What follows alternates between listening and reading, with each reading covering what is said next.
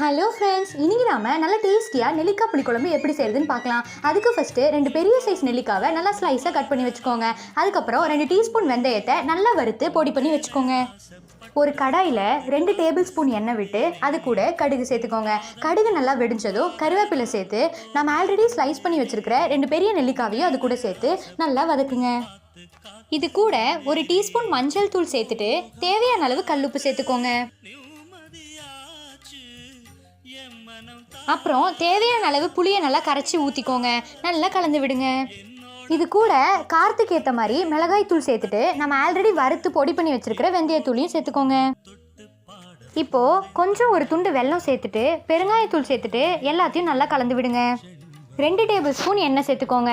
நல்லா கொதிக்க விடுங்க. கொதிக்க கொதிக்க தான் இந்த குழம்பு ரொம்ப நல்லாயிருக்கும். அவ்வளோதான், சுவையான நெல்லிக்காய் புளிக்குழம்பு ரெடி ஆயிடுச்சு. இதை ட்ரை பண்ணி பார்த்துட்டு கீழே எப்படி இருக்குன்னு கமெண்ட் பண்ணுங்கள். தேங்க்யூ.